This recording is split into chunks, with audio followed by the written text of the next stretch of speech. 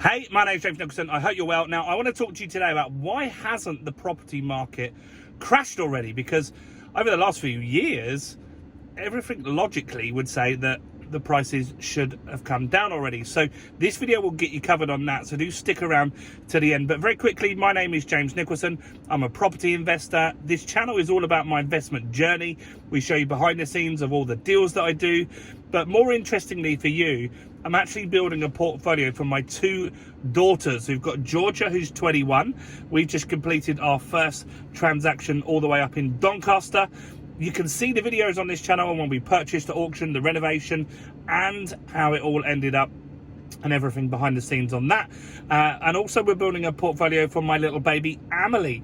And so how you can join us on this journey to find out the good, the bad and the ugly about property investing is to take that finger of power, smash that subscribe button over there, hit the subscribe, hit the bell even to get notified of all the new content.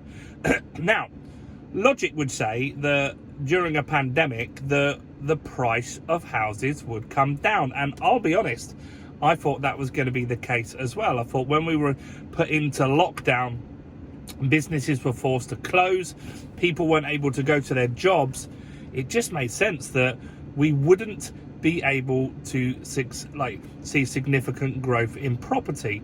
But actually what happened was the total opposite, wasn't it? Prices in the last 2 years have risen at some of the fastest rates ever. So why is that? Let's look at why property has maintained that and why it probably, not definitely, but probably might do that for another few years to come. Now, during the pandemic, I'm a business owner, I'm a business coach. My business had to shut. I used to run a lot of live events. And one thing that the government did very well, very fast, didn't work for everyone, but they used something called bounce back loans. And that meant that business owners or any size were able to get up to £50,000 in their bank account very, very quickly. In fact, I had clients that weren't even doing 50 grand a year that were able to get £50,000 and use that to expand their business going forward, which was pretty good. So funding came to businesses very fast, which took the pressure off and allowed them to sit it out and wait through the pandemic.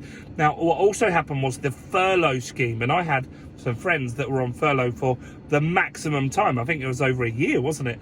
And they were at home getting paid 70-80% of their wage to sit at home. Now for them, they weren't able to go on holiday because we couldn't go anywhere. They weren't going out to restaurants because they were shut, and they were saving money. They weren't traveling. I mean, I've got friends that travel to London from Dorking and it's like 5, 6, 7 grand a year. I don't know exactly how much, but I know it's many thousands of pounds a year to travel into London, and they were saving that money, and that was after tax money that they pay that with, right? And so they were actually better off financially in the pandemic. And so they were saving tons of money. Now, a lot of people as well also wanted to get out of the city. So while London did have a slight drop in property prices, coastal areas, like I invest in Hastings, and houses in Hastings went up 14% in 2020, which was one of the fastest growth areas in the whole of the UK. Now, I didn't know that was going to happen. That was just a bit of luck on my part, but that drove prices up. Now, what also happened during the pandemic that drove prices up more was two things. One was the stamp duty holiday. So when you buy a property, you have to pay stamp duty. And if you got an opportunity to not pay that, that saves you a big chunk of change, which people were able to use as extra deposits to borrow more money and pay more for properties that they wanted. So that helped drive prices up as well. Now, another thing that happened was interest rates got slashed to basically zero, and that meant the cost of borrowing went down as well, right? So all of these things were just a storm. They were the perfect environment for house prices to just continue to rise. Now, why since then are prices still going up and they haven't gone down yet? Well, look, even though we're recording this in August 2022, even though interest rates have gone up a number of times this year, they're still very cheap.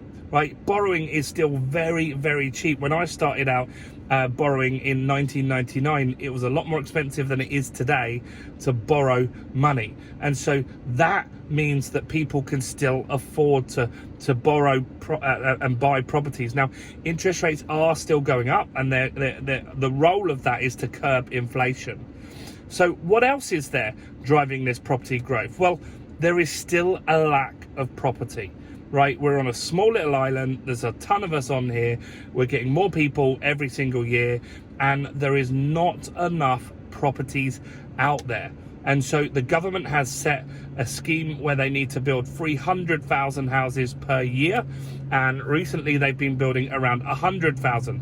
So they're 100,000 or 200,000 short. So that means prices are going to continue to rise until we get that gap filled, until we start building more properties than we need. Prices are going to be hit and they're going to be pushed up. Now, one scheme that the people that whoever takes over from Boris Johnson has talked about is they're looking at allowing people to use proof that they've been able to afford their rent as a criteria for being accepted for a mortgage. Now, what that means is that people that probably couldn't have got a mortgage before, and this is a good scheme, I think it's a good thing, because I've got friends that they fail affordability checks for mortgages, but they can afford the rent that's £1,000 and the mortgage would only be 600 quid.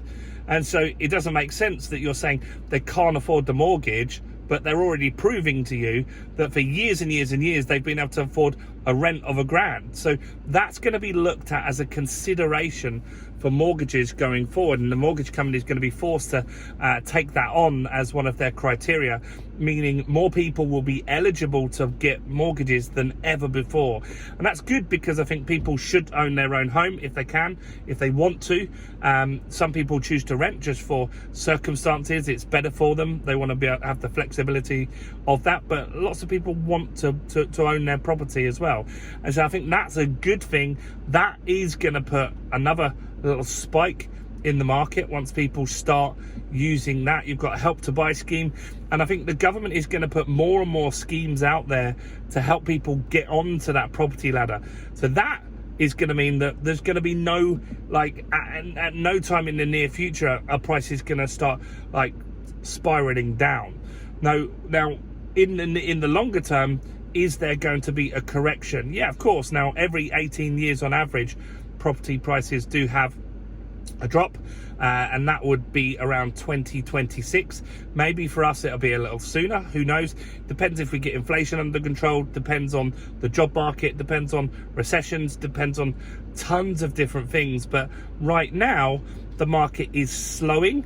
The growth this month was 0.1%, so tiny little growth there. It was 0.1% a couple of months back as well, but there is still some growth, and a lot of people believe that the market will grow 7% annually this year, 7% annually next year, and then it will start to cool down, right? So all in all, the reason the market isn't dropping is because interest rates are still very, very low.